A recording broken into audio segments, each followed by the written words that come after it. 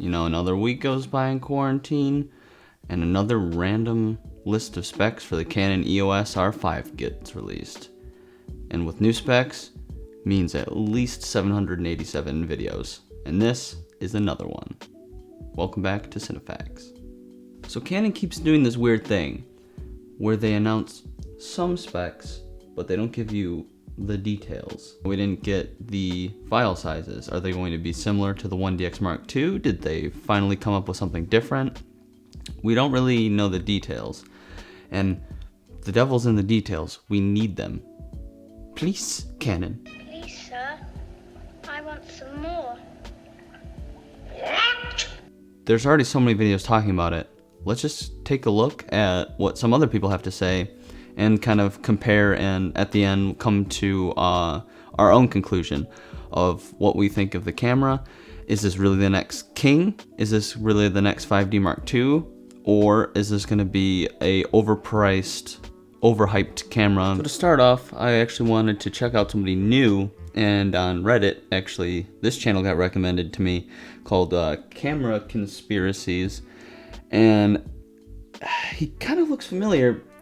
I'm pretty sure that's the alien from Men in Black.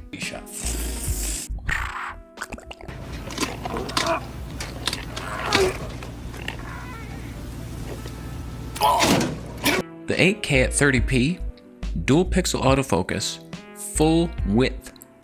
That's what she said. She wasn't even ready for it. If that isn't enough, raw, internally. 8K full frame, raw, in a tiny mirrorless body is damn impressive. So next, I figured let's check a very popular source. So I wanted to click on another YouTuber I frequently watch, Jared Pullen, and I don't watch him just because he's so damn handsome, but it helps. Here are the new details. Internal full width 8K at 422 10-bit with C-Log or HDR-PQ in H.265. 8K RAW up to 30 frames per second internally. With dual pixel AF, I might add. But the question is, how long will it record? Will it be 10 seconds? Will it be 20 seconds? Will it be a minute? Will it be 5 minutes, 2 minutes, 20 minutes? We don't know because they didn't have an answer just yet for us, but I would suspect that it will be capped out at some amount because it's 8K RAW internal. We also don't know what kind of format it will be using. Will it be using the same thing that we found with the 5.5K RAW that's in the 1DX Mark III? 8K 30 frames a second 422 10-bit C-Log. That is damn impressive. It blows some of their higher end cinema cameras out of the water. My only concern is the H.265 codec. I believe those are going to be massive files, and one of the biggest things I'm waiting to see is that going to give us similar 1800 megabyte a second files that the 1DX is giving us? That seems to be the biggest thing being left out right now.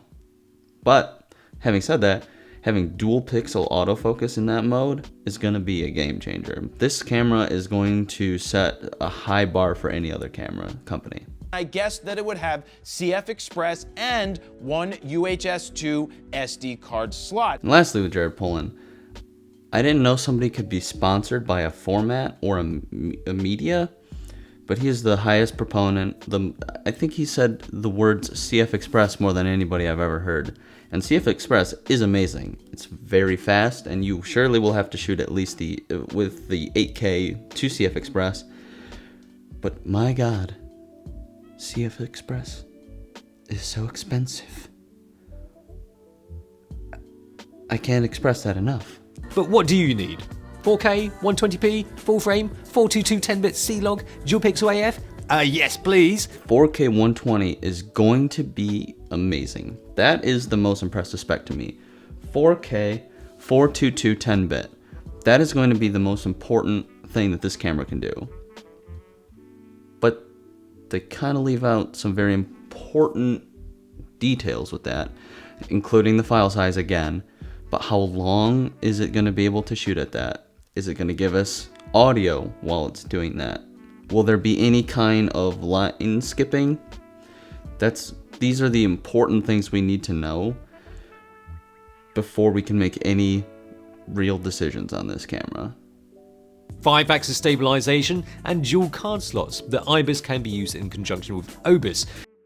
Now I am excited to see the 5-axis stabilization that he also mentions.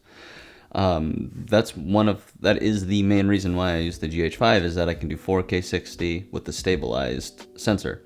So this actually could be one of the next best documentary run and gun cameras. So you can watch videos all day about this camera.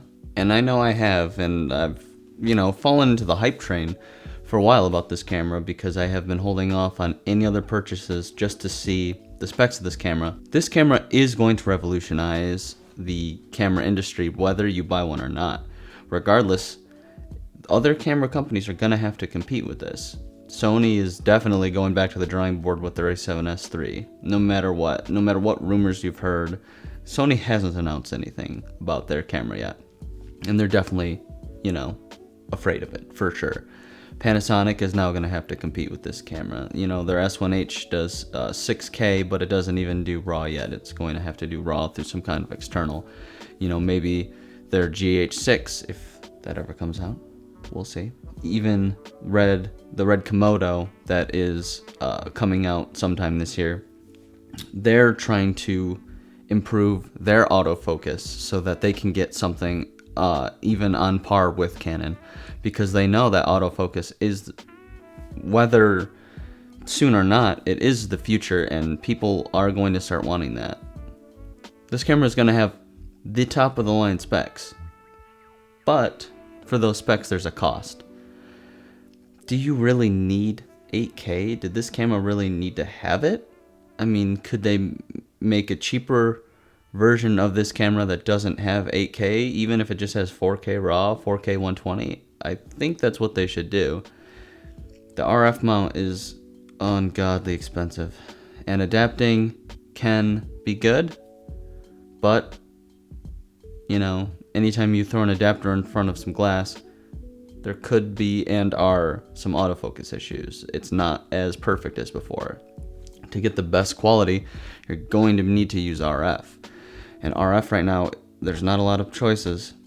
I've never seen a third-party RF lens. I've never seen a cinema RF lens.